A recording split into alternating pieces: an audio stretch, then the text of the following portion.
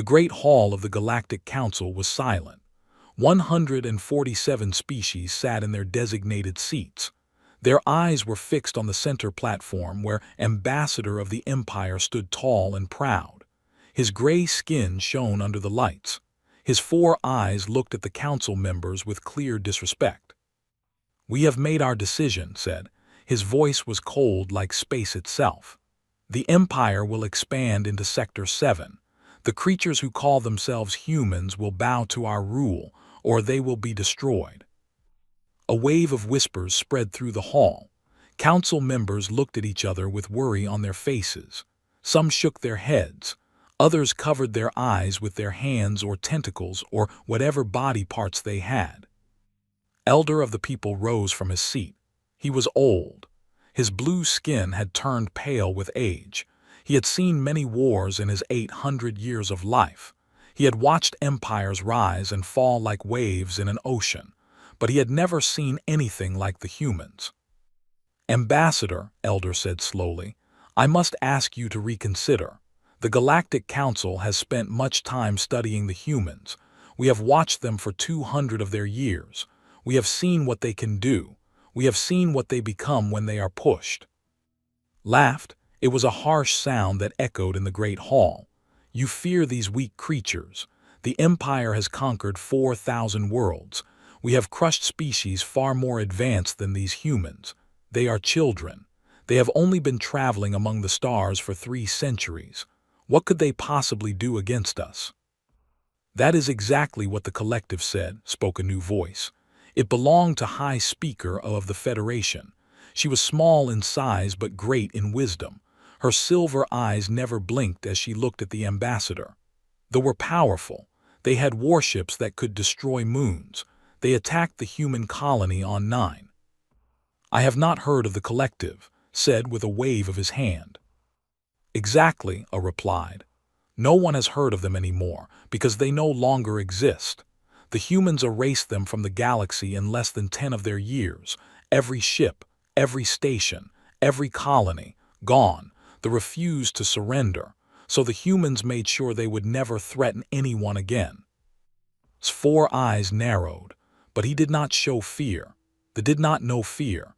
They had forgotten it long ago after so many easy victories. "Stories," he said. "Legends created to frighten others. They do not believe in ghost stories." Elder stepped closer to the center platform.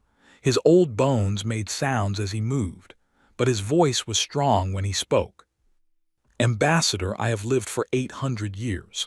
In all that time, I have never warned any species about another the way I warn you now. The humans are different. They are not like us. They are not like anyone." "Different how?" asked. His tone was mocking. "Do they have stronger ships, better weapons? Our scientists have studied their technology. It is crude, simple, built from basic materials. Our weapons are 500 years ahead of theirs."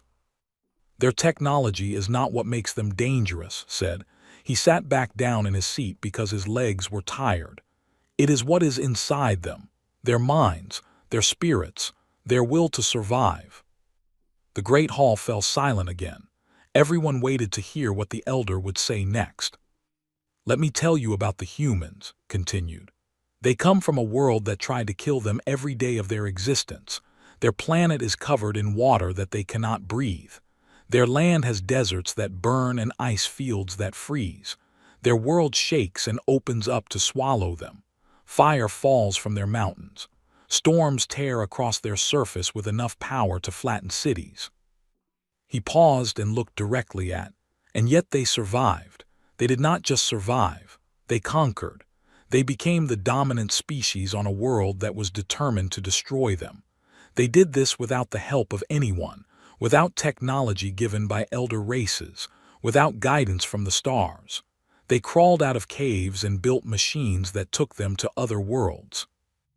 Another council member spoke up. This was director of the Scientific Institute. He was known across the galaxy for his knowledge and research. "Ambassador, my institute has studied human biology extensively. What we found disturbs us greatly. The humans are persistence hunters. Do you know what that means?" shook his head slightly. It means they do not catch their prey quickly like most predators. Instead, they follow their prey. They walk after it, hour after hour, day after day, until the prey simply collapses from exhaustion. The prey runs and runs, but no matter how fast it goes, when it stops to rest, the human is still coming, always coming, never stopping. Director pressed a button on his device. A holographic image appeared in the center of the hall. It showed the internal structure of a human body. "Look at this," he said. "Their bodies are built for endurance beyond anything we have seen. They can survive injuries that would kill any other species. They can lose limbs and continue fighting. They can function with poisons in their blood that would destroy our nervous systems. They consume a plant called coffee that is toxic to most species, and they drink it every morning because it makes them more alert. They are biological weapons," added A. "But that is not the worst part. The worst part is their minds." She stood up and walked to join the elder near the center. "Humans form bonds with others stronger than any species we know. When you threaten one human, you threaten all humans. They do not think of themselves as individuals when danger comes. They become one organism with billions of parts, and every part is willing to die to protect the whole." Was growing impatient. He had listened to enough of these warnings. The Empire had made its decision. Nothing these weak council members said would change that. "You talk of them as if they are gods," he said. "They are flesh and blood like the rest of us. They can be killed." "Yes," Elder agreed. "They can be killed, but that is when they become truly dangerous, because when humans die, other humans remember. They do not forget. They do not forgive. They pass down their anger from generation to generation. They build monuments to their dead and swear oaths of revenge over their graves." He leaned forward in his seat. "They killed 30,000 humans in their first attack, just 30,000 out of billions. A small number, insignificant, but the humans did not see it that way. They saw 30,000 murdered brothers and sisters. They saw 30,000 reasons to destroy them completely." Crossed his arms over his chest. His gray skin seemed to darken with annoyance. "The Empire is not the collective. We have 3 billion soldiers. We have ships that can crack planets open like eggs. We have weapons that can burn entire solar systems. What can humans do against that?" "Everything," said a quiet voice from the back of the hall. Everyone turned to look. A small figure walked forward. It was Ambassador Wei, the human representative to the Galactic Council. She was short compared to most species. Her black hair was tied back from her face. Her eyes were dark and calm like deep water. "Everything," she repeated. "We can do everything against that." She walked to the center platform and stood facing. She was half his size, but she did not look afraid. "Ambassador," she said, "I have been listening to my colleagues warn you about my species. They have told you about our biology, our psychology, our history. But let me tell you something they cannot tell you because they have never experienced it." She paused and looked around the great hall at all the different species watching her. "Humans do not want war," she continued. "We truly do not. We have had enough of it on our own world. We have killed millions of our own kind in conflicts over land, over resources, over beliefs. We know the cost of war better than any species here because we have paid it in our own blood for thousands of years." Her voice grew harder. "But because we have fought so many wars, we have become very good at it.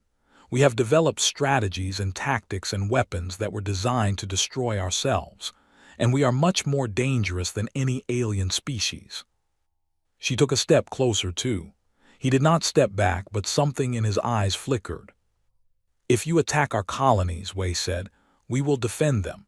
If you kill our people, we will mourn them, and then we will come for you. Not just your soldiers, not just your ships. We will come for your empire itself, your cities, your worlds, your history, your future. We will not stop until the name is nothing but a warning whispered in the dark corners of the galaxy." The great hall was completely silent. "This is not a threat," Wei said. This is a promise, and humans keep their promises. Stared at her for a long moment.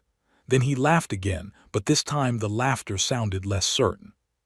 Strong words from a small creature, he said. But words cannot stop warships. The Empire will proceed with its expansion. Your colonies in Sector 7 have 3 standard months to surrender and accept our rule. If they do not, they will be destroyed. He turned and walked toward the exit. His guards followed close behind him. Elder called out after him. Ambassador, please, we have given you our warning. The council will record this day. Let history show that you were warned. Stopped at the doorway. He turned his head slightly but did not look back. History is written by the winners, he said, and they always win. Then he was gone. The great hall erupted in voices. Species talked to each other in worried tones. Many looked at Ambassador Wei with sympathy in their eyes. They believed they were looking at a woman whose people were about to be destroyed. But Wei did not look worried. Her face was calm and still. She walked back to her seat and sat down quietly. High Speaker approached her. Ambassador Wei, I am sorry, we tried to warn them, but they are too proud, too confident in their power. Wei looked up at the leader.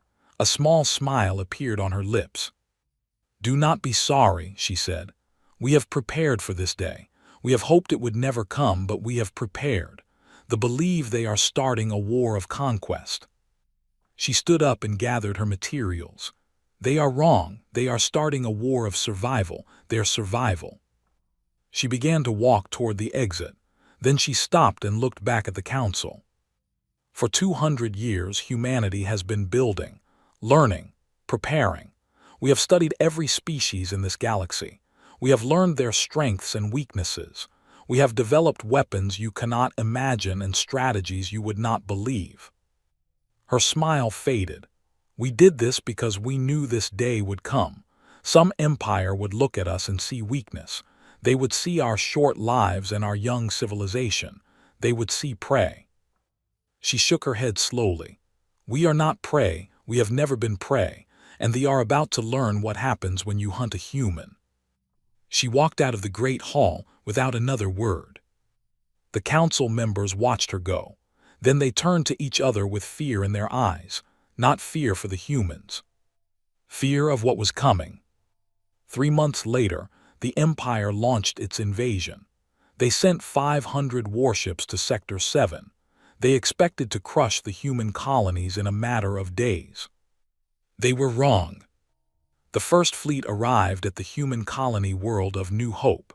It was a small planet with a population of only 8 million people. The commander, War Master OK, expected the humans to surrender immediately when they saw his fleet blocking out their sun. Instead, a single human ship flew out to meet them. It was tiny compared to the massive warships. It looked like a speck of dust floating in space. War Master OK opened communications with the small ship. A human female appeared on his screen. She was young, with short brown hair and eyes the color of Earth's seas. I am Captain Sarah Martinez of the United Human Navy, she said. You are in violation of sovereign human space. You have one chance to turn your ships around and leave. If you do not, we will destroy you. OK laughed so hard that his officers had to look away in embarrassment for him. One ship threatens 500, he said. Human, your bravery is admirable, but your intelligence is lacking. Surrender now and we will make your deaths quick. Captain Martinez did not react to his words. Her face remained calm. I am going to give you something, War Master, she said. Something the Galactic Council gave you. Something you ignored. And what is that? OK asked, still amused. A warning, she replied. You should not have come here. You should have listened to the council, but you did not. And now you will learn why they told you not to challenge humans. She leaned forward slightly. Survival is not guaranteed. Then she ended the transmission. OK ordered his weapons to lock onto her tiny ship. Before they could fire, something happened that no had ever seen before. Space itself seemed to tear open. Hundreds of human ships came pouring through the opening. They were not like the small craft that had greeted These were warships, real warships, ships built for one purpose only: war. They had believed human technology was primitive. They had been wrong. The humans had hidden their true capabilities. They had played weak while building strength.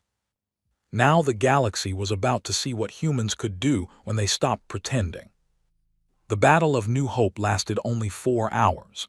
When it was over, 378 ships had been destroyed. The rest fled back to space with tailies of human weapons that could cut through shields like they were not there. Human ships that could appear and disappear at will. Human soldiers who fought with a fury that made even the most battle-hardened shake with fear. And this was only the beginning. Back on the Emperor Os received the news of the defeat. His 4 eyes went wide with shock. No enemy had ever destroyed so many ships in a single battle. "Send more ships," he commanded. "Send all of them if necessary. These humans must be crushed." His advisors looked at each other nervously, but they obeyed. The Empire mobilized for total war. They did not understand what they were doing. They did not realize that they were not starting a war. They were starting their own extinction. The news of the Battle of New Hope spread across the galaxy like fire through dry grass. Species that had lived in fear of the Empire for thousands of years listened to the reports with disbelief. How could humans destroy nearly 400 warships in a single battle? It seemed impossible. But it was only the beginning. In the months that followed, the Empire threw everything they had at the human colonies in Sector 7. They sent fleet after fleet, thousands of ships carrying millions of soldiers. They believed that their numbers would overwhelm the humans eventually. They were wrong about that too. Admiral James Wright stood on the bridge of the UHN Defiance, the flagship of the United Human Navy's Third Fleet. He was an older man with gray hair and scars on his face from battles long past. He had been fighting since he was 17 years old, first against other humans in the last Earth War, then against pirates in the outer colonies, now against He watched the holographic display in front of him. Red dots showed the approaching fleet. There were 2,000 ships this time, the largest force that had ever assembled for a single battle. His own fleet had only 300 ships. Lieutenant Commander Park approached him. She was young but capable. Her eyes showed concern. "Admiral, they outnumber us almost 7-1. Command is asking if we want reinforcements." Wright shook his head. "No, we have enough." Park looked at him like he had lost his mind. "Sir, with respect, how is 300 ships enough against 2,000? The Admiral turned to face her. His eyes were calm, almost peaceful. "Lieutenant Commander, do you know why humans are still alive?" Park shook her head. "Because we learned something very important very early in our history.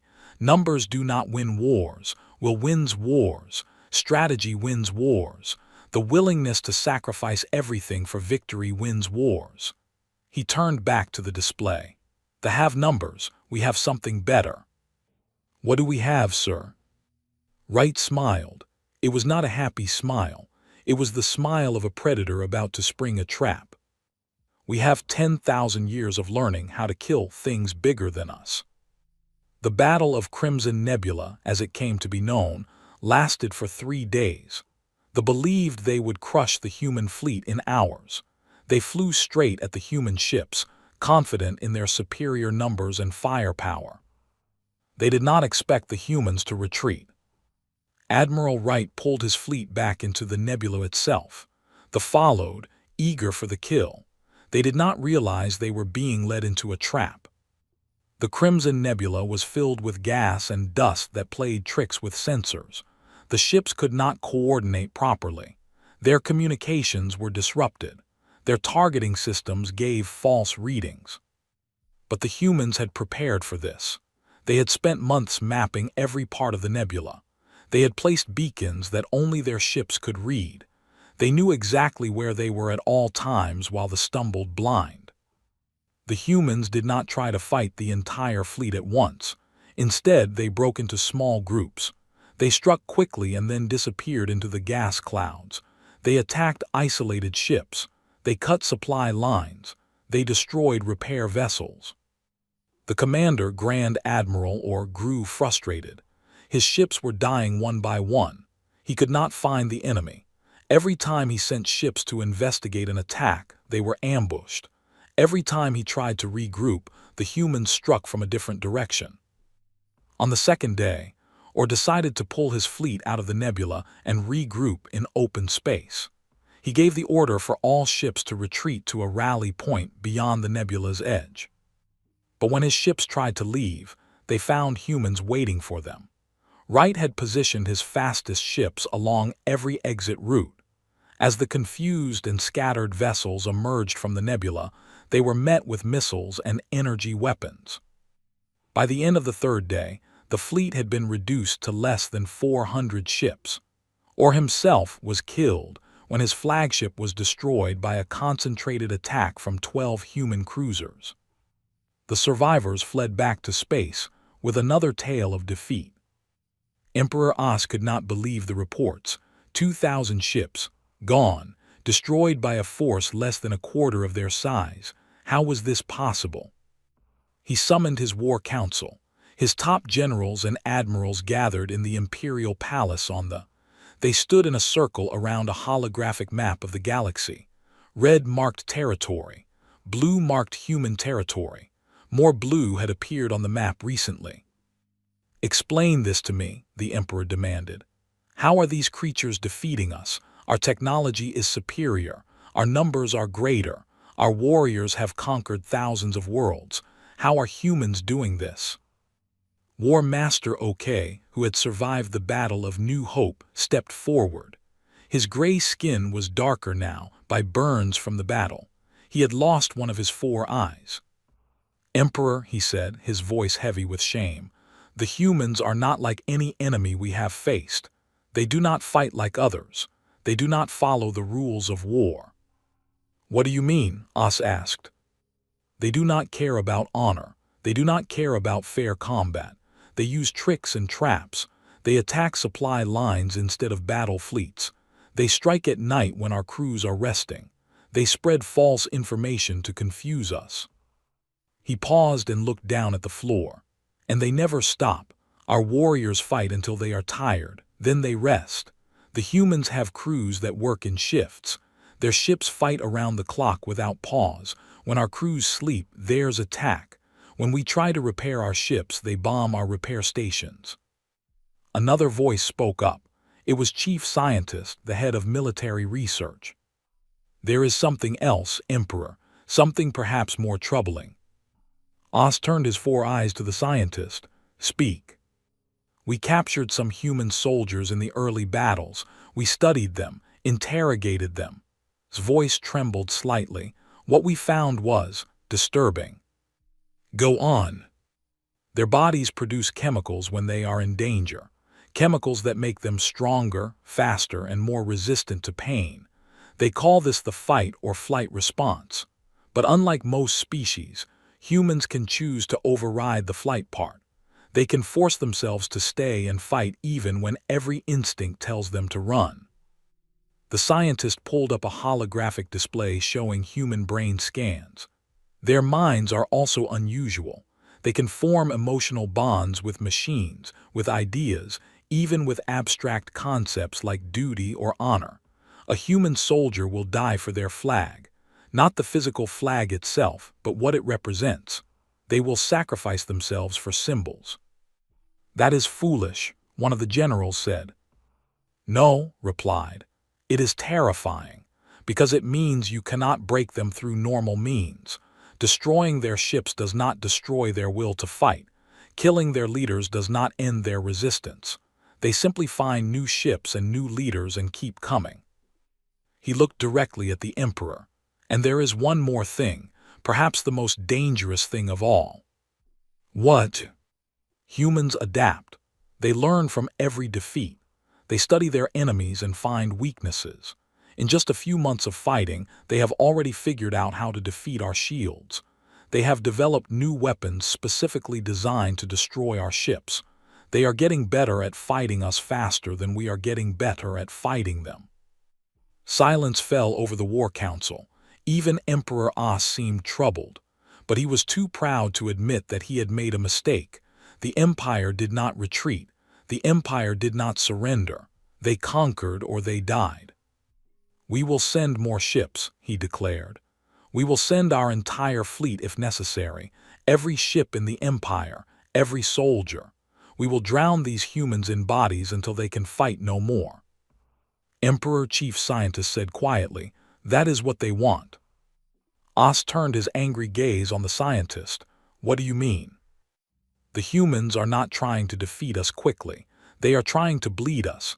Every battle costs us more than it costs them. They are draining our resources while building up their own. If we send everything we have and lose—" He did not finish the sentence. But everyone in the room understood.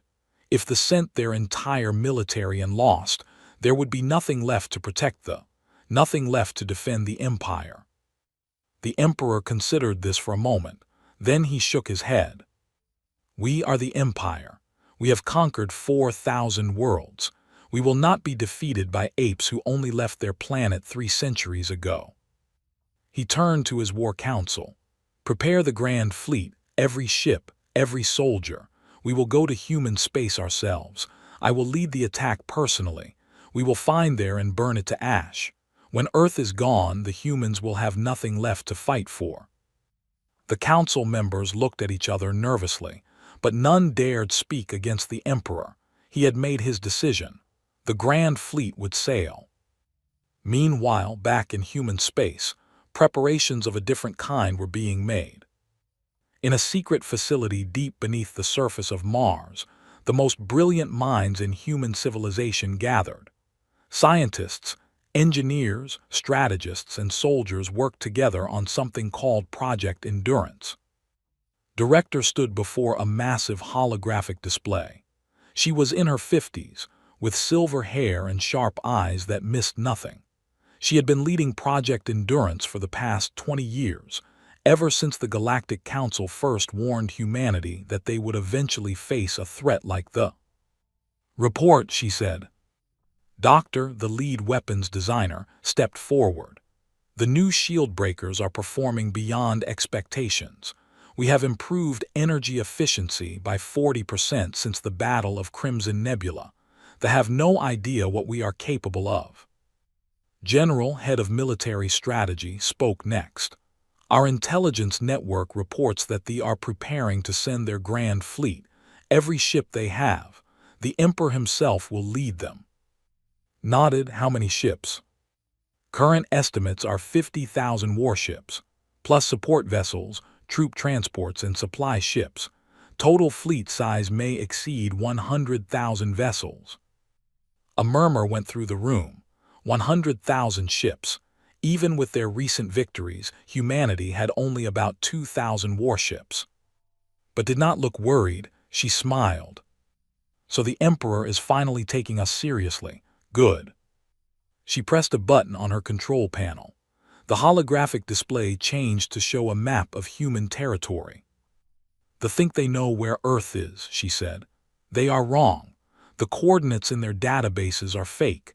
We planted false information decades ago." She pressed another button. Red lines appeared on the map, showing the route the fleet would take. "They will come through the system. It is the only route that makes sense given where they think Earth is located. We have been preparing that system for 20 years. The display zoomed in on the system. It looked empty, just a yellow sun surrounded by a few dead planets and asteroid belts. "The system is a trap," explained. "The asteroids are hollowed out and filled with weapons platforms. The dead planets have underground bases with thousands of fighter craft. The space between worlds is seeded with mines that are invisible to sensors." She looked around the room at her colleagues. "When the Grand Fleet arrives, they will find themselves surrounded by weapons on all sides. They will have walked into the largest ambush in galactic history. General frowned. Even so, 50,000 warships is an enormous force. Can we really destroy them all? Pressed another button. The display changed again, showing a new weapon. It was shaped like a spear, long and slender and black. This is the Genesis Lance. We have built 300 of them. Each one can punch through any shield and destroy any ship with a single shot. They have never seen anything like them. They have no defense against them. She turned off the display. But weapons alone will not win this war. They are coming with everything they have. If they fail here, their empire will be defenseless. They know this. They will fight with the desperation of a dying animal. Then how do we defeat them? Asked Doctor. Walk to the window of the underground facility. Through the reinforced glass, she could see rows of human soldiers training for combat. Young men and women preparing to fight and die for their species. We defeat them the same way humans have always defeated enemies who outnumbered us. We will outthink them. We will outlast them. We will outfight them. And when they finally understand that they cannot win, we will offer them a choice. She turned back to face the room. They can surrender or they can die. There is no third option. General looked uncomfortable. Director, offering surrender is not standard procedure. The council recommended complete elimination of the threat. Shook her head. The council is afraid. They want the destroyed because they fear them. But humans are not afraid, and we do not commit genocide. She walked back to the center of the room. The Empire has conquered thousands of worlds. Many of those worlds have populations who hate their rulers. If we destroy them completely, those worlds will fall into chaos. Wars will break out. Billions will die. She paused. But if we defeat thee and offer them peace, we can reshape their empire. We can free the conquered worlds. We can create alliances. We can build something better than what exists now. Doctor frowned. They will never accept peace. They are too proud. The Emperor is too proud, corrected. But the Emperor is just one man. Empires are made of people. Regular people who want to live, who want their children to grow up in peace. If we show them that resistance is useless but surrender means survival, many will choose survival. She looked around the room one more time. That is what makes us human. We do not just destroy, we build. We do not just conquer, we create. When this war is over, we will not be remembered for how many we killed. We will be remembered for how we treated them after we won. The room was silent for a moment. Then General nodded slowly. Very well, Director. We will prepare for both outcomes, total victory or negotiated peace. Either way, they will learn why the galaxy warned them not to challenge us. Smiled, they were warned. They did not listen. Now they will learn. 2 months later, the Grand Fleet entered human space. 100,000 ships carrying 50 million soldiers, led by Emperor Os himself. They were heading toward a system where they thought they would find Earth. They were heading toward the greatest ambush in galactic history. They were heading toward the end of their empire. And they had no idea. The Grand Fleet emerged from hyperspace like a swarm of angry insects. 100,000 ships spread across the darkness of the system. Their metal hulls reflected the light of the yellow sun. Their weapons charged with enough power to destroy planets. Emperor Os stood on the bridge of his flagship, the Eternal Dominion. It was the largest ship in the fleet, 2 kilometers long, bristling with weapons, protected by shields that could withstand nuclear explosions. It had never been damaged in battle. It had never needed repairs from combat. The Emperor looked at the holographic display showing the system ahead. According to intelligence, Earth was located on the 3rd planet from the Sun. The blue world that was home to the human species. The world he had come to destroy. Status report, he commanded. His fleet admiral approached.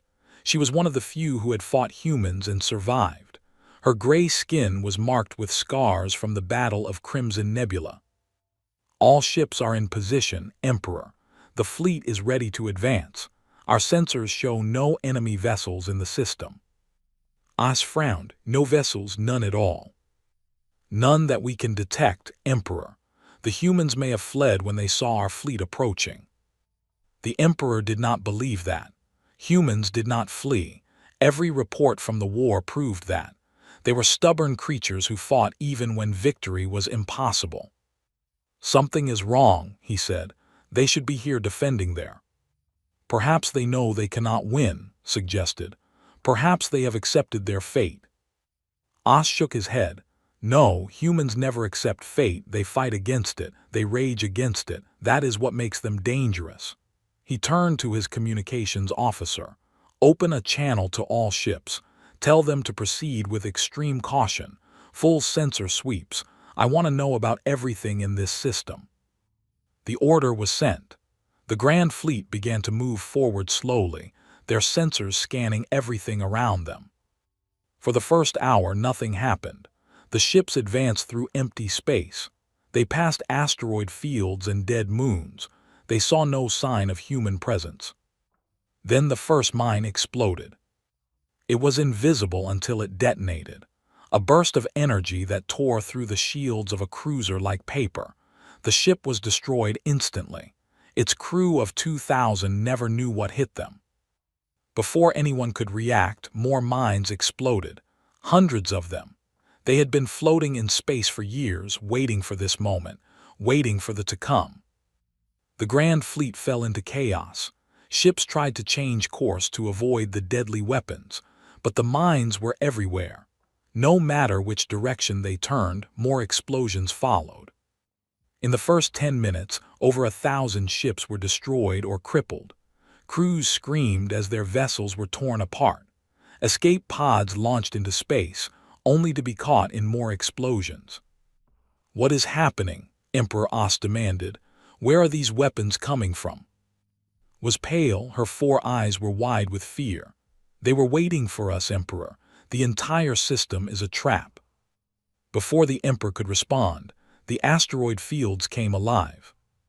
The rocks that had seemed dead and empty opened like flowers. Inside were weapons platforms, thousands of them. They had been hidden for decades, waiting for this moment. Now they activated and began firing. Energy beams lanced through space. Missiles launched by the hundreds. The Grand Fleet, which had been advancing in tight formation, was caught in a crossfire from all directions. Then the planets attacked. From the dead world they had thought was Earth, swarms of fighter craft emerged. They came from underground hangars buried deep beneath the surface. 30,000 human fighters, each one piloted by someone who had trained their entire life for this battle. They hit the fleet like a storm. They were small and fast and hard to hit. They slipped between the larger warships, targeting weak points, engine pods, shield generators, sensor arrays. They had never faced an enemy like this. Their tactics were designed for battles against other large fleets. They had no strategy for fighting thousands of tiny craft that refused to engage in direct combat. Pull back, Emperor As ordered. We need to regroup. But pulling back was not possible. The way they had come was now blocked by more mines. The humans had closed the trap behind them. Admiral Wright watched the battle from the bridge of the UHN Defiance. His fleet of 2,000 warships had been waiting on the far side of the system, hidden by sensor jamming technology. Now it was time to join the fight. Signal all ships, he said calmly. Begin Phase 2. The human warships emerged from hiding. They formed into attack groups and advanced toward the confused and scattered fleet. But they did not attack randomly. They had a plan. Every ship knew its role. Every captain knew exactly which enemy vessels to target and in what order. The Genesis lances fired for the first time. 300 weapons, each one capable of destroying any ship with a single shot. They targeted the largest vessels first, the command ships, the carriers, the heavy battleships. The black spears of energy punched through shields like they did not exist. They carved through armor and hull and everything inside. One by one, the great ships of the Empire exploded. Emperor As watched his flagships display with growing horror. Red markers disappeared by the thousands. His beautiful grand fleet, the pride of the Empire, was being destroyed. "How is this possible?" he whispered. "We had 100,000 ships. How can they be defeating us?" "Emperor," said, her voice shaking, "we must retreat. If we stay here, we will be destroyed completely." "Retreat to where?" As demanded. "They have blocked every exit. They have trapped us here." As if in answer to his words, a new communication came through. A human face appeared on his screen. It was Director, broadcasting from the UHN Defiance. "Emperor As," she said. Her voice was calm and steady. "I am Director of the United Human Defense Force. You have entered a trap from which there is no escape. Your fleet is being destroyed. You have approximately 4 hours before your remaining ships are eliminated." As stared at the human woman. He had never been spoken to like this. He was the emperor of he ruled 4,000 worlds. He commanded billions of soldiers. And this small creature was telling him he was defeated. "You think you have won," he said, trying to sound confident. "We still have 80,000 ships. We will fight our way out." Shook her head. "You have approximately 62,000 ships remaining, and that number is decreasing by hundreds every minute. Your fleet is in disarray. Your command structure is broken. Your weapons cannot penetrate our defenses." She leaned forward slightly. "But I am not calling to gloat, Emperor. I am calling to offer you a choice." "What choice?" "Surrender.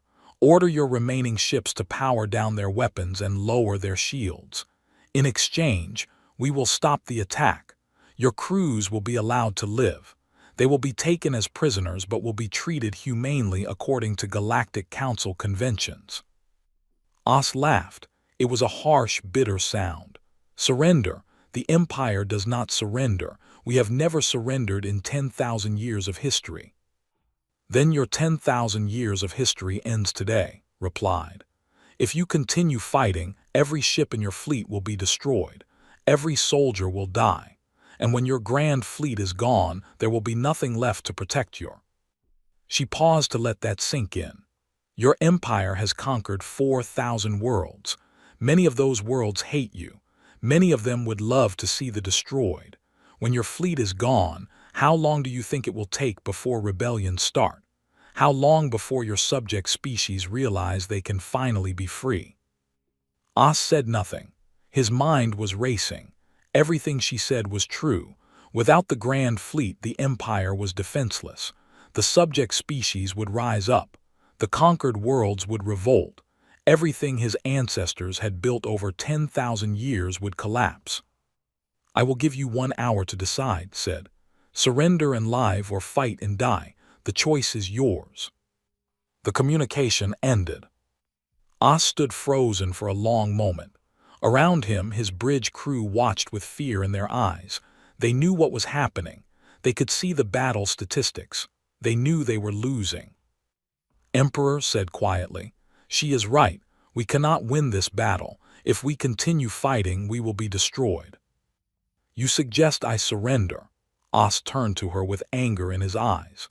"You suggest I become the first emperor in 10,000 years to surrender to an enemy?" "I suggest we survive," replied. "Pride is worthless if we are all dead. Our people need us to live. Our empire needs us to survive." The emperor turned away from her. He walked to the window of his bridge and looked out at the battle. Explosions lit up the darkness of space. Ships burned and broke apart. Bodies floated among the wreckage. His people were dying. His soldiers were dying. His fleet was dying. And it was all his fault. The Galactic Council had warned him. Ambassador Wei had warned him. Even his own advisors had tried to warn him. But he had been too proud to listen, too confident in power, too sure that humans were inferior creatures who could not possibly defeat him. Now he understood. Now he finally understood what the Council had been trying to tell him. Humans were not inferior. They were different. They were adaptable. They were creative. They were relentless. And when pushed to fight, they became something that no force in the galaxy could stop. They had pushed them, and now they were paying the price. "Open a channel to the human fleet," As said quietly. Looked at him with surprise. "Emperor." I said open a channel. His voice was heavy with defeat. "I will speak with Director." The channel was opened. His face appeared on the screen again. "Emperor," she said, "you have made a decision." "I have questions first," As replied. "If we surrender, what happens to my people? What happens to the Empire?" "Your soldiers will be taken as prisoners. They will be held until a peace treaty is signed. Then they will be returned to your territory." "And the Empire itself?" His expression became serious. "The Empire will no longer exist as it was. You have conquered 4,000 worlds. Those worlds will be given the choice to remain with you or become independent. Most will probably choose independence." As closed his eyes. 4,000 worlds. His ancestors had spent 10,000 years building that empire, and he would be the one to lose it all. "What will be left?" he asked. Your original territory. The worlds where the people actually live, not the worlds you have conquered and enslaved. You will be reduced, yes, but you will survive." "And if I refuse, if I continue fighting?" His face showed no emotion. "Then you will be destroyed, not just your fleet, not just your empire, your species. We will we will hunt down every ship, every station, every colony. We will erase you from the galaxy so completely that in 1,000 years no one will remember you existed." She paused. "That is what the Galactic Council recommended. They want you eliminated. I am offering you a different choice. Survival." "Why?" As asked. "Why would you show mercy to an enemy who wanted to destroy you?" Smiled slightly. It was a sad smile. "Because that is what makes us human. We have the power to destroy you. We could wipe out your species and no one in the galaxy would stop us. But having the power to do something does not mean we should do it." She gestured at the window behind her where the battle still raged. "Every who dies in this battle is someone's child, someone's parent, someone's friend. They have families waiting for them at home. They have lives they want to live. We do not hate them. We do not even hate you, Emperor. We just want to live in peace." She leaned forward. "Give your people a chance to live. Give them a future. That is worth more than pride. That is worth more than 10,000 years of history." As was silent for a long time. His bridge crew watched him, waiting for his decision. The fate of the species hung in the balance. Finally, the Emperor spoke. "I, As, Emperor of the, hereby order all vessels to cease fire and lower shields." His voice was heavy with grief. "We surrender to the united human forces. May our ancestors forgive me." He ended the communication and sat down in his command chair. Around him, his officers began transmitting the surrender order to the fleet. One by one, ships stopped fighting. Their weapons went silent. Their shields dropped. The battle was over. Humans had won. In the human fleet, crews celebrated. After months of war, after thousands of battles, they had finally achieved total victory. The Grand Fleet was defeated. The threat to human civilization was ended. But Admiral Wright did not celebrate. He stood on the bridge of his ship and watched the vessel's power down. He felt no joy, only relief that the killing could finally stop. "Signal the fleet," he said quietly. "Begin rescue operations. Priority is recovering escape pods and lifeboats. I want every survivor we can find." Lieutenant Commander Park looked at him with surprise. "Sir, they are the enemy." "They were the enemy," Wright corrected. "Now they are prisoners, and we will treat them with dignity and respect." He turned to face her. "That is what separates us from conquerors, Lieutenant Commander.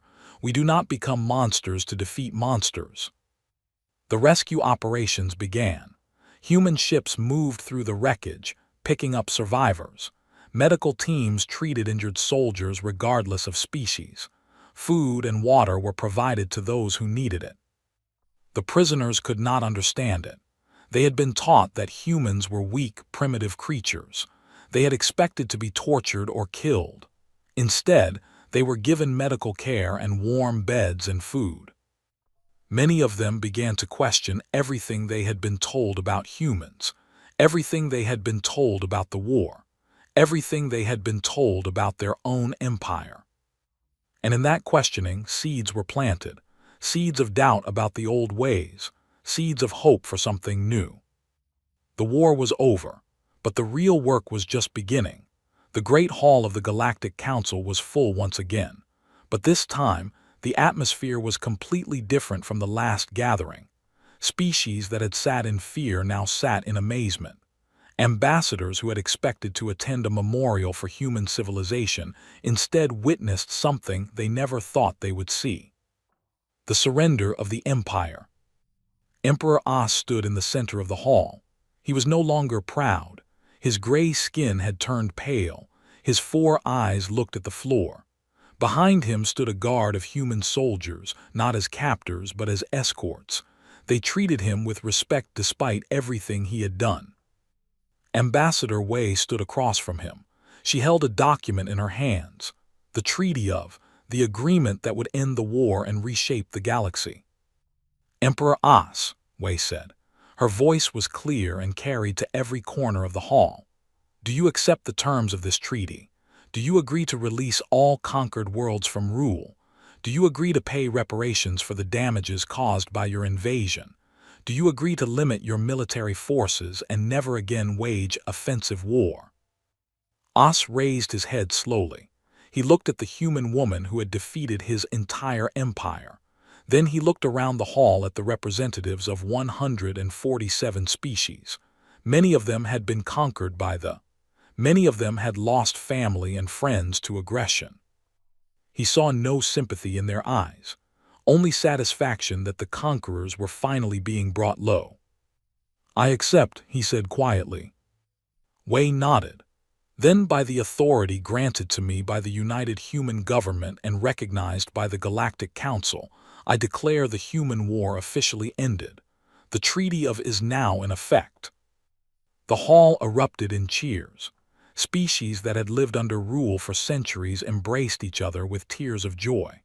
Others simply sat in stunned silence, unable to believe that the nightmare was finally over.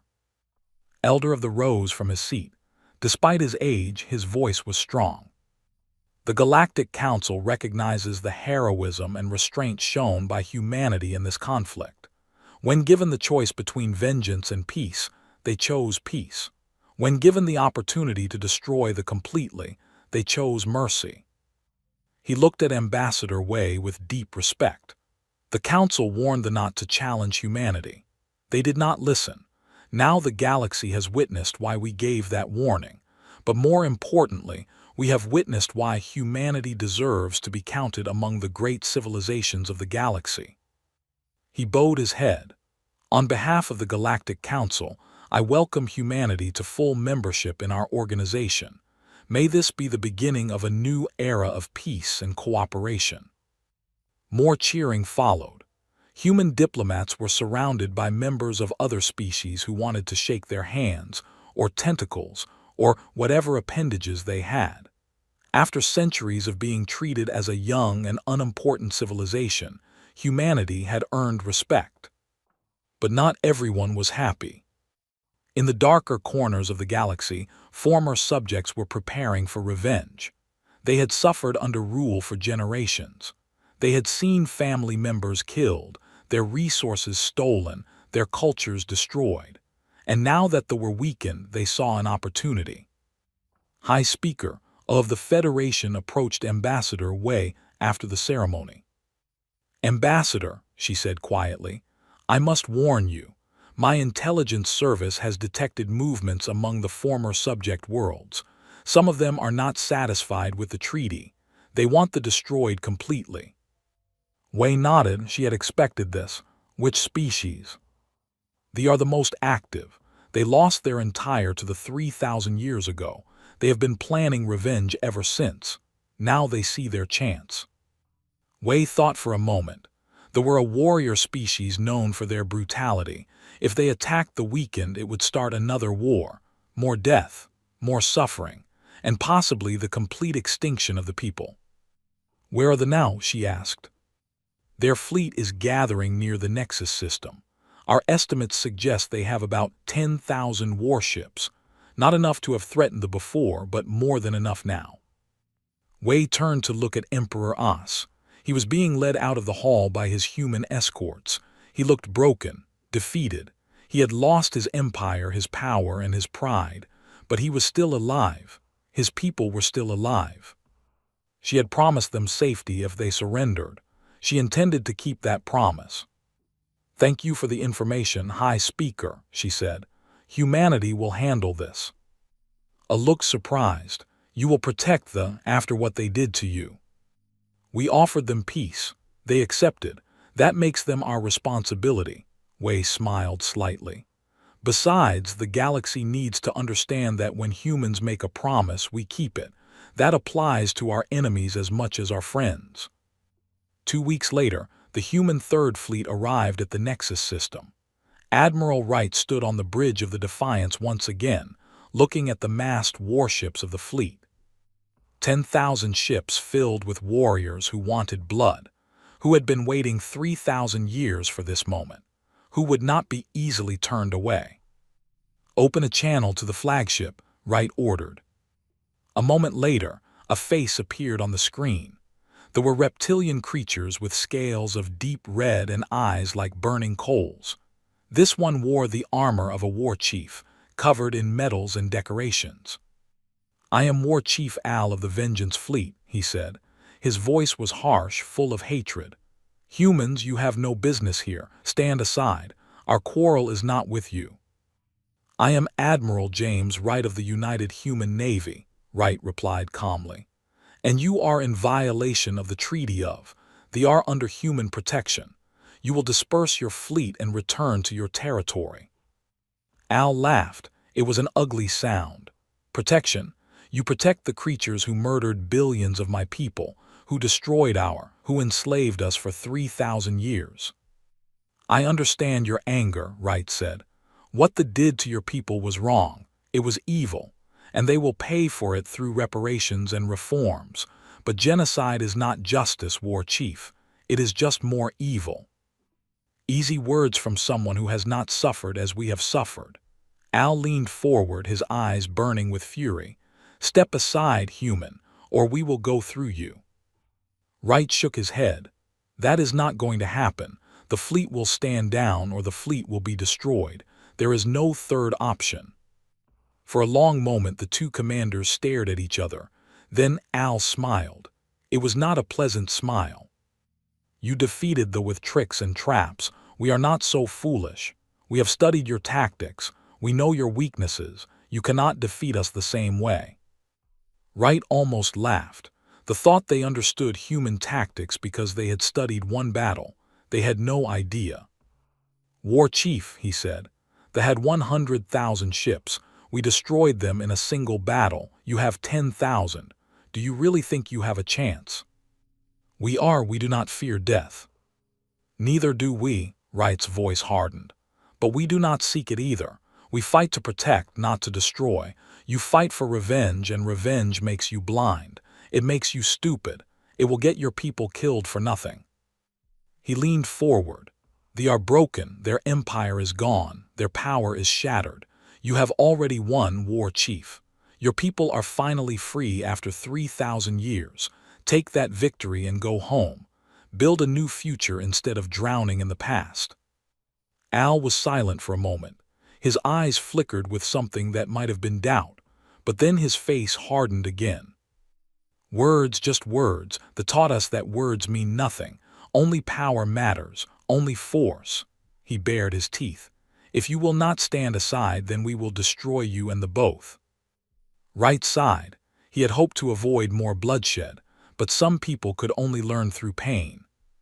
"Very well," he said. "You have made your choice." He ended the communication and turned to his bridge crew. "Battle stations. Signal the fleet to prepare for combat." The Battle of Nexus was over in 3 hours. They fought bravely. They fought with all the hatred and fury that had been building for 3,000 years. But bravery and fury were not enough against human tactics and technology. Wright did not try to destroy the fleet. Instead, he disabled it. His ships targeted engines and weapon systems, leaving hulls intact. His fighters swarmed vessels and knocked out their shields without killing crews. When it was over, 8,000 ships drifted helplessly in space. 2,000 had been destroyed because they refused to stop fighting even when disabled. The rest were captured. The human fleet had lost only 40 ships against 10,000. War Chief Al was brought aboard the Defiance in chains. He expected to be executed. Instead, he was taken to a conference room where Admiral Wright was waiting with food and water. "Sit down," Wright said. "Eat something, you look terrible." Al stared at him. "Why do you not kill me? I would have killed you." "I know." Wright poured 2 glasses of water and pushed one across the table. "That is the difference between us. You fight to destroy, we fight to protect. Even when we win, we try to save as many lives as possible, even enemy lives. That is weakness." "No, that is strength." Wright sat down across from the war chief. "It takes no strength to kill an enemy. Any animal can do that. Real strength is choosing not to kill when you have the power to do so. Real strength is showing mercy to those who would not show mercy to you." Al was quiet for a long time. He drank the water, he ate some of the food. Finally, he spoke. "My people have dreamed of revenge for 3,000 years. It was all we had, all that kept us going during the dark times under rule." He looked at Wright with something like confusion. "What do we have now? If not revenge, what is left?" "Freedom," Wright replied. "Real freedom. The freedom to build something new instead of tearing down something old. The freedom to create instead of destroy." He stood up and walked to the window. Outside, ships floated silently, their crews waiting to learn their fate. "Your people have spent 3,000 years under the heel of the 3,000 years of suffering and slavery. But now that is over. You can choose what comes next." He turned back to face Al. "You can spend the next 3,000 years fighting and dying for revenge against an enemy that is already defeated. Or you can spend it building a civilization that your children and will be proud of." Al's eyes narrowed. "You would let us go after we attacked you?" "We would let you go," Wright confirmed. "Your ships will be repaired. Your crews will be freed. You can return to your territory with no punishment except a warning." "What warning?" Wright's face became serious. "The same warning we gave the do not threaten peace. Do not attack those under human protection. If you do, we will return. And next time we will not be so gentle." He walked to the door of the conference room. "Think about what I said, War Chief. You have a chance to be more than a warrior fighting ancient battles. You can be a leader who builds a better future." He left Al alone with his thoughts. 3 days later, the fleet departed the Nexus system. Their ships had been repaired as promised. Their crews had been freed. They returned to space in confusion and shame. But something had changed. War Chief Al spoke to his people when he returned. He told them about his conversation with Admiral Wright. He told them about human mercy. He told them about the choice that lay before them. "For 3,000 years, we have been warriors of revenge," he said. "We have defined ourselves by our hatred of but they are broken now. Our revenge means nothing when there is nothing left to take revenge against." He looked out at the gathered crowd. Millions were watching him on screens across their territory. "The humans showed us something today. They showed us that strength is not about killing. It is about choosing. They chose to spare us when they could have destroyed us.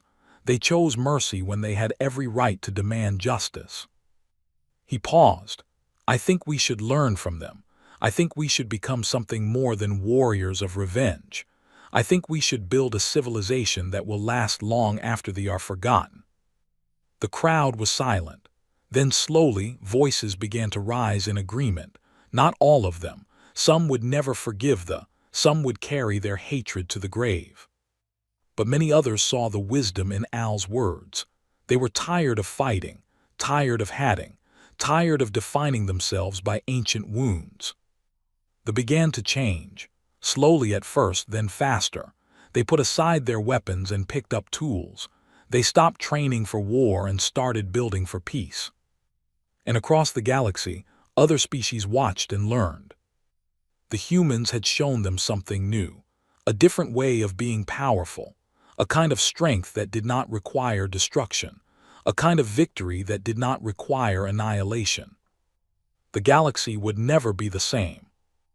Back on Earth, Director watched the news reports from the Nexus system. She saw the fleet departing peacefully. She saw War Chief Al's speech to his people. She saw the beginning of something that might one day become real and lasting peace.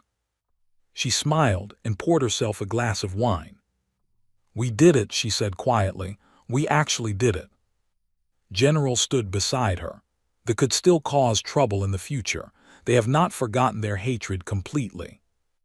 "No," agreed, "but they have started to question it. That is more than they have done in 3,000 years.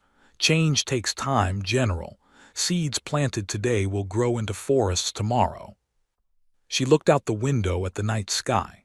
Somewhere out there, the stars held countless worlds filled with beings who were just now learning what humanity could be. "We came to the galaxy as children," she said, "young and weak and full of fear, but we grew up. We learned. We became something no one expected." She raised her glass in a silent toast. "We became the ones who protect. We became the ones who show mercy. We became the ones who give others hope." She drank and set the glass down. "That is what it means to be human." 100 years had passed since the human war. The galaxy was a different place now. Old empires had fallen and new ones had risen. Species that had been enemies for thousands of years now worked together in peace. Trade routes stretched across the stars, carrying goods and knowledge and hope. And at the center of it all stood humanity. The Great Hall of the Galactic Council had been rebuilt and expanded. 212 species now held seats, including many that had once been too small or weak to have a voice. The humans had changed the rules.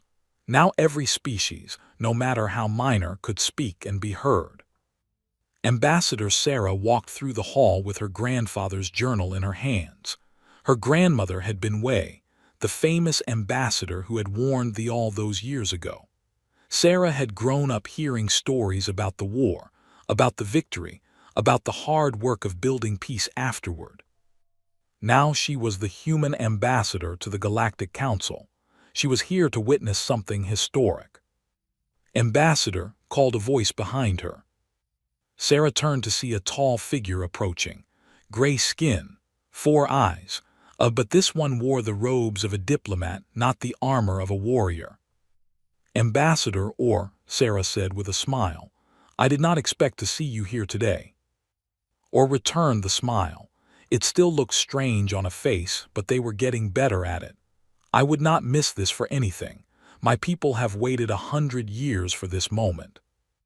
The two ambassadors walked together toward the center of the hall. Around them, representatives of countless species took their seats. The hall buzzed with anticipation. "How are things on the?" Sarah asked. "Better than they have been in a very long time," Or replied. "The reforms are working. Our people are learning to live without conquest. It is not easy. Many still remember the old ways, but the young ones, they do not carry the same anger. They want something different." He glanced at Sarah with gratitude in his 4 eyes. "Your people gave us that chance. When you could have destroyed us, you showed mercy. We have not forgotten." Sarah nodded. "That is what my grandmother always said. The true test of a civilization is not how it treats its friends. It is how it treats its enemies when they are at its mercy." They reached the center of the hall and took their seats. The ceremony was about to begin. Elder, the new leader of the, rose to speak. He was the grandson of Elder, who had tried so hard to warn thee about humans 100 years ago. had died peacefully at the age of 900, content in the knowledge that his warnings had helped prevent something terrible. Members of the Galactic Council said, "We gather here today to celebrate a historic moment. For the first time in galactic history, two species that were once at war will join together in a formal alliance." He gestured toward the center platform. "Please welcome the representatives of the United Human Federation and the Republic." Sarah stood and walked to the platform. From the other side of the hall, a female approached. She was Supreme Chancellor Rhea, the elected leader of the new republic. They met in the center and faced each other. The hall fell silent. 100 years ago, Rhea said, "my people attacked yours. We believed we were strong and you were weak. We believed we would conquer your worlds and enslave your people." She bowed her head. "We were wrong about everything. Your people were not weak. And more importantly, your strength was not measured in ships or weapons. It was measured in your hearts." She looked up at Sarah. "When you defeated us, you could have taken revenge. You could have destroyed us the way we wanted to destroy you. Instead, you offered us something we did not deserve: mercy, forgiveness, a chance to become something better than we were." She reached into her robe and pulled out a small object. It was a piece of metal from a warship, twisted and burned from the battle of. "I carry this with me always," she said. "It reminds me of what my people were: conquerors, destroyers, monsters." She held it up for everyone to see. "But it also reminds me of what we can become, because the humans believed we could change. They believed in us when no one else did, not even ourselves." She turned to face the Galactic Council. "That is why I am here today, to announce that the Republic formally requests to join the Human Alliance. We wish to stand beside the species that showed us what true strength means." A murmur went through the hall. This was unprecedented. A former enemy asking to become an ally, a conqueror asking to serve. Sarah stepped forward. "On behalf of the United Human Federation, I accept your request. From this day forward, humanity and the stand together, not as conquerors, not as enemies, but as partners, as friends." She extended her hand. Rhea took it. Their grip was strong and warm. The hall erupted in applause. Species that had once lived in fear of both humans and now celebrated their union. It was proof that even the deepest wounds could heal. Even the oldest hatreds could be overcome. After the ceremony, Sarah walked through the gardens outside the Great Hall. The gardens had been designed by human and alien landscapers working together. Plants from 100 worlds grew side by side, creating a rainbow of colors and shapes. She found a bench and sat down. The journal was still in her hands. She opened it to a page marked with a ribbon. Her grandmother's handwriting filled the page. The words were from the day after the Battle of. "We won today. The Grand Fleet is destroyed. Emperor As has surrendered. The war is over. But the real work is just beginning. Anyone can win a war. The hard part is winning the peace. We must show the galaxy that humanity is more than just warriors. We must show them that we are builders, healers, teachers." They believed that power comes from conquest, from taking what belongs to others. They were wrong. Real power comes from lifting others up, from helping the weak become strong, from turning enemies into friends. That is what we must do now, not just but with all species who have been hurt by war and oppression. We must show them a different way, a better way. We must become the species that the galaxy hopes we can be. Sarah closed the journal and looked up at the sky. Somewhere out there, ships carrying humans and dozens of other species were traveling together, exploring new worlds, building new colonies, creating a future that her grandmother could only dream of. The transformation had not been easy. There had been setbacks and disappointments. Some species still distrusted humans. Some still resented their defeat. Old hatreds were slow to die. But the galaxy was better than it had been 100 years ago. That was undeniable. Wars were fewer. Trade was greater. Cooperation was becoming the norm instead of the exception. And humanity was at the center of it all, not as conquerors or rulers but as examples, as proof that power and compassion could exist together, that strength did not require cruelty, that victory did not require destruction. Sarah heard footsteps approaching. She looked up to see War Chief Al walking toward her. He was old now, his red scales faded to orange with age, but his eyes still burned with fire. "Ambassador," he said, "may I join you?" "Of course, War Chief." Sarah moved over to make room on the bench. "I was just thinking about my grandmother." Al sat down heavily. His joints were not what they used to be. "Ambassador Wei, I never met her but I heard many stories. She was a remarkable woman." "She was," Sarah smiled. "She believed that everyone deserves a second chance, even enemies, even monsters." Al was quiet for a moment. "I was a monster once. I wanted to destroy them completely. I wanted to bathe in their blood. Your Admiral Wright stopped me." He chuckled softly. "I hated him for it at the time. I thought he was stealing my revenge. And now I understand." The old war chief looked at the garden around them. "My people have flourished in the last 100 years. We have built cities and schools and hospitals. We have raised children who know nothing of slavery or oppression. We have become a species that creates instead of destroys." He turned to face Sarah. "None of that would have happened if Wright had let me kill the. I would have gotten my revenge, yes, but at the cost of my people's future." He shook his head slowly. "Your people saw what we could become before we saw it ourselves. That is a gift I can never repay." Sarah reached out and touched his arm gently. "You repay it every day, War Chief. Every time a child learns to read, every time a scientist makes a discovery, every time your people choose hope instead of hatred. That is how you honor what happened at Nexus." Al nodded. His old eyes were wet, but he did not look away. "The Galactic Council was right to warn he said. "Humans are dangerous, but not in the way they thought. You are dangerous because you show others what they can be. You hold up a mirror and force them to see their own potential." He stood up slowly, his old bones creaking. "That is the most dangerous thing in the universe. Hope." He bowed to Sarah in the formal manner, then walked away through the garden. Sarah watched him go. Then she looked down at her grandmother's journal one more time. The last entry was from the day Wei retired. The words were faded but still readable. "Today I hand my duties to the next generation. I have done what I can. Now it is up to them to continue the work." I am often asked what I am most proud of from my time as ambassador. Most people expect me to say the victory at, or the Treaty of Peace, or some other dramatic moment.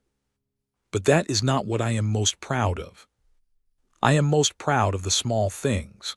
The child who learned to paint instead of fight, the engineer who built a hospital instead of a weapon, the refugee who found a new home after losing everything. Those are the victories that matter, not the battles won or the treaties signed, the lives changed, the futures created, the hope given to those who had none. That is what it means to be human. We do not just survive, we help others survive too. We do not just thrive, we help others thrive too.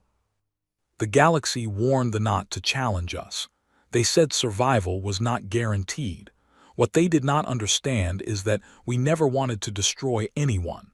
We just wanted everyone to have a chance to live. When I look at the galaxy today, I see that chance being taken everywhere. I see species that were once enemies now working together. I see worlds that were once dead now blooming with life. I see children who will never know war growing up in peace. That is my legacy. That is humanity's legacy. We came to the stars as children. We grew up among them. And now we are helping the galaxy grow up too.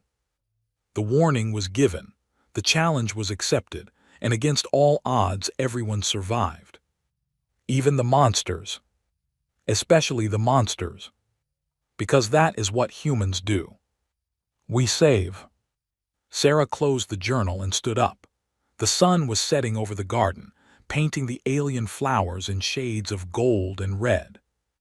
Tomorrow there would be more work to do, more conflicts to resolve, more wounds to heal. The galaxy was still a complicated place full of beings who did not always understand each other. But they were trying. That was what mattered. They were trying to be better than they were. And humanity would be there to help them, not as rulers or conquerors, not as judges or executioners, but as partners, as friends. As the species that showed the galaxy that survival was always guaranteed, as long as you were willing to reach for it. Sarah walked back toward the great hall. The lights of the building glowed warm against the darkening sky. Inside, representatives of 200 species were talking and laughing and planning for the future. The war was over, the peace was won, and the best was yet to come. Somewhere among the stars, a young child was looking up at the night sky. She had never known the old empire. She had never seen the wars. All she knew was the world her parents had built for her, a world of peace and hope. "Mother," she said, "tell me again about the humans." Her mother smiled and sat down beside her. "The humans are our friends. Long ago, before you were born, our people did a very bad thing. We tried to hurt the humans. We thought we were strong and they were weak. What happened? They stopped us, but then instead of hurting us back, they helped us. They showed us how to be better, how to be kind instead of cruel, how to build instead of destroy." The child thought about this for a moment. Why did they help us? We were bad. "Because that is what humans do," her mother said. "They believe that everyone can change, everyone can become better, even monsters like we used to be." The child nodded solemnly. Then she looked back up at the stars. "I want to meet a human someday," she said. "I want to thank them." Her mother hugged her close. "Someday you will, and I am sure they will be very proud of you." Above them, the stars stretched on forever, filled with possibilities. The galaxy was vast and ancient and complicated, but it was also getting better. One act of mercy at a time. One friendship at a time. One generation at a time. The Empire had been warned not to challenge humans. They had been told that survival was not guaranteed. What they had not been told was that the warning was not a threat. It was a promise that humanity would always fight for peace, would always choose mercy over revenge, would always believe in the possibility of change. And in the end, that promise was kept. Not just for the humans, for everyone.